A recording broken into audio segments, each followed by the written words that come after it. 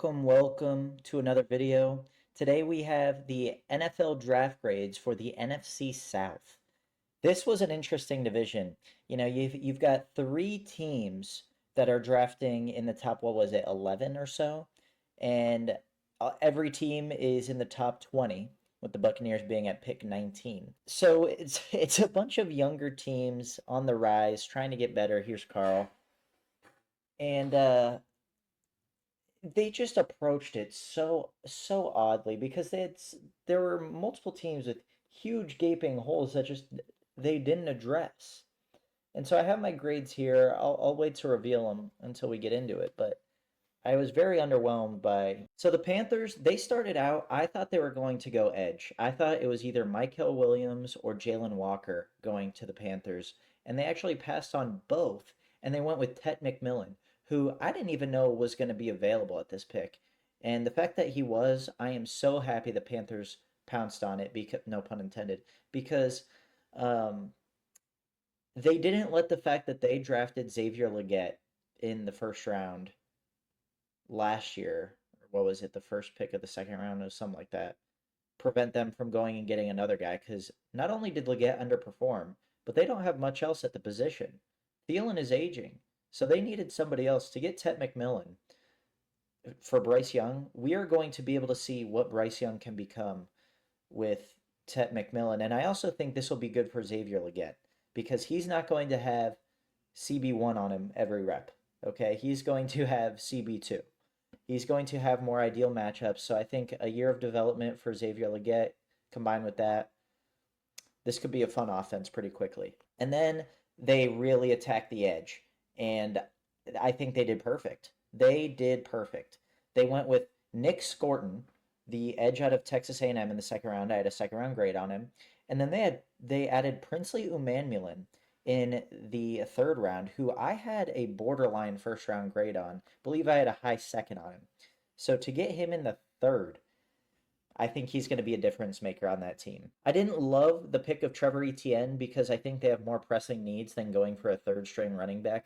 They added Rico Dowdle and they have Chuba Hubbard, so I didn't really see the importance of Trevor Etienne, especially when you're such a bad team that you need guys to fill out your roster.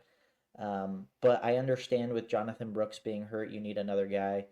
This is just not where I would have gone. And if this wasn't the pick here and they went like elsewhere, this draft class would be near an A+ for me. 8 picks after Trevor Etienne, they took safety Lathan Ransom out of Ohio State. Now, I don't love Lathan Ransom's tape. He was an experienced guy. He's a physical, plays close to inside the box, and that's what I expect him to do in Carolina. He plays a little bit like Jeremy Chin, except, a discount version, I guess. I don't mean any disrespect towards Lathan Ransom. But I had around a 6 round grade on him, and they took him in the fourth round, so I don't love that pick either. Then they took one of my favorite picks, Cam Jackson out of Florida, the defensive tackle. 6'6", 328 pounds, 34 and 1/8 inch arms. He's a big body. Let's take a look at their depth chart on our lads. So our lads has him as the third string nose tackle. I honestly think we could expect to see Cam Jackson get serious looks for starting nose tackle by next season, the 2026 season. I think he can easily get past Sky Tuttle in the depth chart, and Bobby Brown the third. I don't think is necessarily uh, doing his all to prevent Jackson from taking over. And then they took Mitchell Evans in the fifth round. I think that's great depth at the tight end position, a position that they're not necessarily super stacked in. They're still starting Tommy Tremble, and then Jatavion Sanders, before the injury last year, I think he was looking pretty promising. I think I was super high on Jatavion Sanders last year, so I think he is the most likely to get real starter reps. But adding Mitchell Evans, I think, is great depth for the position. And then Jimmy Horn Jr. out of Colorado brings an element of lightning and speed to the wide receiver position that group for Carolina did not have previously. You know, Adam Thielen and Xavier Legette is not necessarily striking fear of speed into opponents. And adding a guy like Jimmy Horn Jr., I think learning behind Adam Thielen, kind of becoming more of a pro type player in terms of route running nuance, And combining that with his speed, I really think that he could be a plus starter very soon. Overall, I think the Panthers killed it. I'm giving them an A minus. I really like their draft. I think they're going to be vastly improved next year. Next up, we have the New Orleans Saints. Let's get into this. Round one, pick nine, they take Kelvin Banks Jr.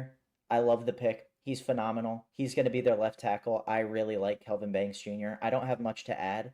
I think Kelvin Banks Jr. is a good mover. Put him in an offense that likes to get out wide in the running game. I think he's perfect. After that, it fell apart for me. In the second round, they took Tyler Shuck, the quarterback out of Louisville, probably the worst pick in the entire draft, given how high it was and who it was. What, he's going to be 26 in week 4. He was born in 99. I'm younger than him. That should not be the case anymore. Okay? I am I am older than Zion Williamson. And he is older than, and Tyler Shuck is older than me. And he just got drafted. I hate that. Hate that pick. I think it's terrible. He brings nothing in terms of mobility. He brings nothing in terms of elite arm strength. He has such a low floor in terms of best possible outcome. In the third round, they took Vernon Broughton, the 3 tech out of Texas. This move strikes me as a we're not super confident in Brian Brzee type of move. Our lads has Vernon Broughton third on the depth chart, so I don't know, if he can work his way up. I don't love Vernon Broughton. He's big, and that's about it in my opinion.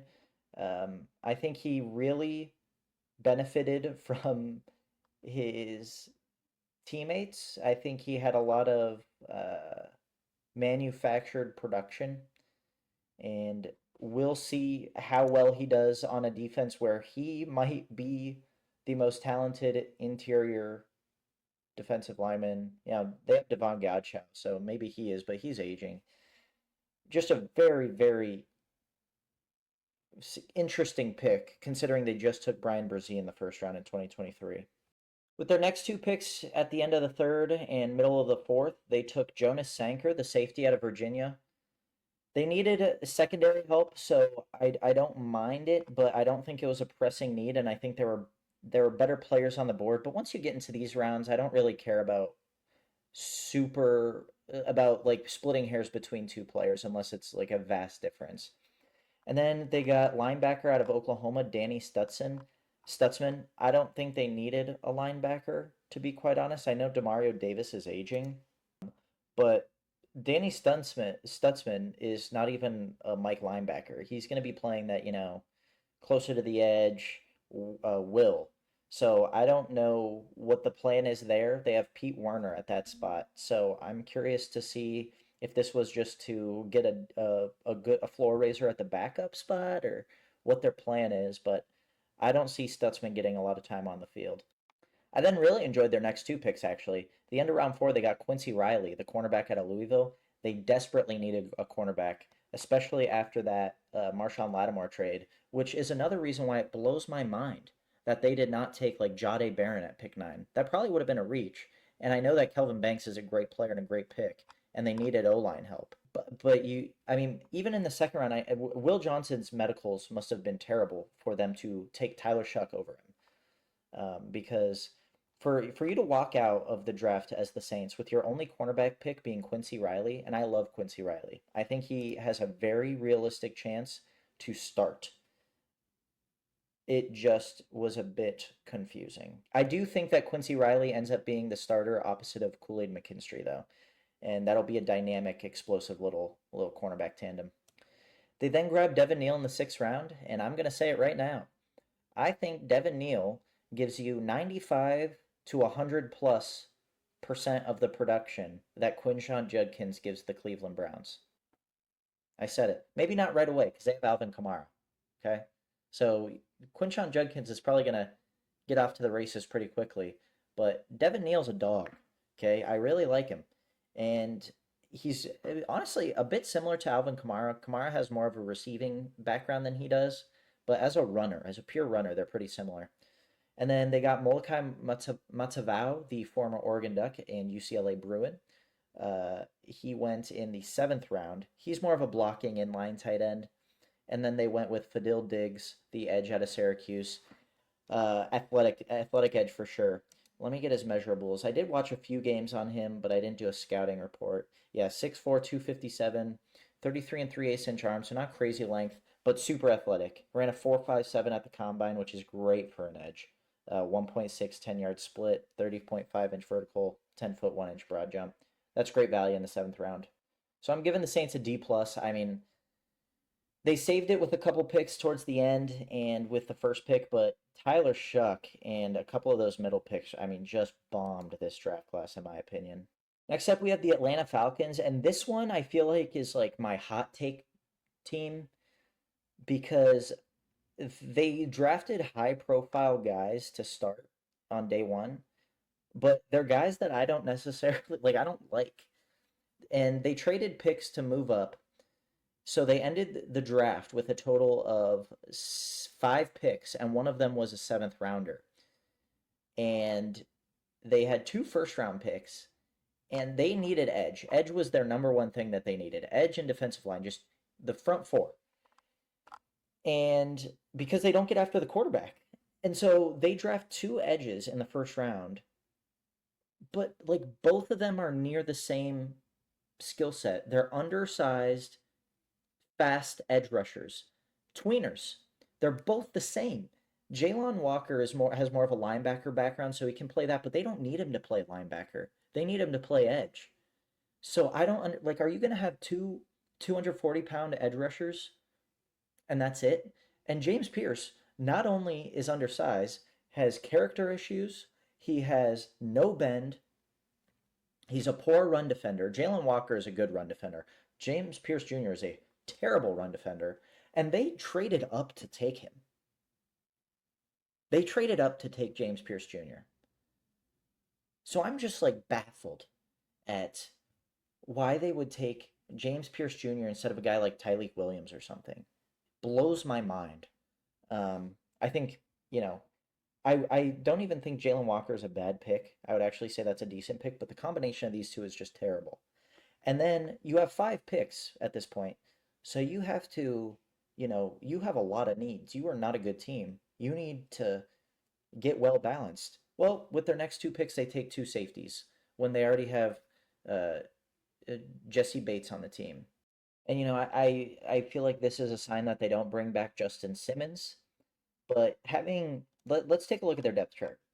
So you have Jordan Fuller, Jesse Bates, Kevin King, uh, and that's pretty much all that is worth mentioning. And you added Xavier Watts and Billy Bowman Jr. Now I love Billy Bowman Jr. and I like Xavier Watts, but I love Billy Bowman Jr. I'm talking like top 30 in the draft. So I think this is great value and I love the pick. Please, for the love of Christ, put him at nickel and get D. Alford off the field. I think Billy Bowman Jr. could be a playmaker. They also signed Kobe Bryant, and I'm going to add that into the draft class because, in my opinion, he should have been drafted, and getting Kobe Bryant without using a draft asset is awesome. And I think Kobe can play boundary or nickel. I would like to see them try him out at boundary because they're short-handed there. And if you have Billy Bowman Jr., I would assume he's going to nickel. So, I mean, realistically, out of Kobe Bryant, Xavier Watts, and Billy Bowman Jr., I can see them all being starters by the end of the season. So I think that's really good value. They also were able to sign Dante Manning out of Oregon. I think he has the prototypical tools, former 5-star recruit, to be at least a rosterable player. So that's more value. Overall, I'm talking myself up. After the debacle that was the first round for me for the Falcons, I originally gave them a D. I'm gonna go C minus because I really love the Billy Bowman pick. I'm gonna go C minus, guys. C minus. There, it's in. Final grade. Next up, we have the Tampa Bay Buccaneers, who, in my opinion, kind of went the unconventional route. Now, what has their most prominent position been the last handful of years? It's been wide receiver. with Mike Evans and Chris Godwin manning the helm. Well, Chris Godwin is coming off of an excruciating injury, and Mike Evans is 47 years old. So they had to dip into the draft at some point. I just didn't really expect it in the first round. You usually see teams wait until it's too late and one of these guys is off the roster and they have to rely on a rookie immediately. Instead, they go after Emeka Egbuka in the first round at pick 19. Grab him. He's going to be in their slot. The great thing about this pick is it's not a Mike Evans type of player where he has to play boundary. No, Emeka Egbuka is gonna play the slot, and he can play at the same time as the Godwin and Evans. Take a lot of the you know um, production not away from them, but ease the burden on them. And when they eventually step away, he will be ready to take on an even bigger role. They also added Tez Johnson at the later ends of the draft in the seventh round, and he is a slot receiver, so it'll be interesting how he plays with Emeka Egbuka.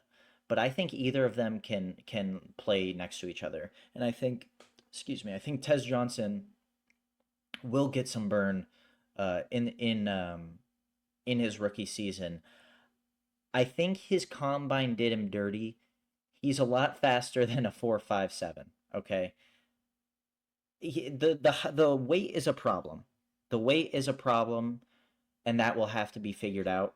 But I have an unhealthy amount of confidence that Tez Johnson can be a playmaker for the Tampa Bay Buccaneers. So they got wide receivers with their bookend picks, and in the middle they filled it with a nice defense sandwich. Second round was Benjamin Morrison, probably one of, if not my absolute favorite draft call video. Seeing how emotional he was, seeing how much he wanted to work, you could just tell when injuries weigh on these players. It's their future. And Benjamin Morrison got an injury in his draft year, and it prevented him from being a first round pick, but I believe he was 12th on my big board. 12th, and they got him in the second round. That's awesome value. And I think he's going to be right there fighting for a starting cornerback spot, either with Zion McCollum or Jamel Dean. I think he could take either of those guys' jobs, to be quite honest. And then they drafted Jacob Parrish. If you saw my Jacob Parrish video, you know I love him. He's a dog. He's undersized. He'll play nickel, but I really think he's a good playmaker. And I explained it to my buddy as, those episodes of Family Guy when Stewie is like fighting grown-ups or like he turns into this like evil villain and he's like destroying grown-ups worlds. That's what I imagine Jacob Parrish is. Like he's just fighting grown-ups as a kid and he wins. So I think it's a phenomenal pick. Tyke Smith, the Georgia defensive back, is currently their starting nickel, but I can see Jacob Parrish taking this over mid-season. And then they drafted David Walker out of Central Arkansas, another guy that's been on my radar for a few years now. He returned to college for one more year. Didn't go to a Power Five school, which I found surprising. But I think this is great value, and I think he will get some burn relatively quickly. I don't know how quickly, because they have Hassan Reddick, but I think he'll see some action. And then Elijah Roberts out of SMU. I think he has a chance to start opposite of Kalijah Cansey. So I give the Buccaneers an A minus. I think they had a phenomenal draft class. So to run it back, I have the Panthers and the Buccaneers both at an A minus. I have the Falcons at a C minus, and I have the Saints at a D plus. Do you agree? Do you disagree? Let me know. If I talked bad about one of your favorite players or your team, I never said anything. If I talked highly on your favorite team or one of your favorite players, you're welcome. I love you very much, and I will see you next time.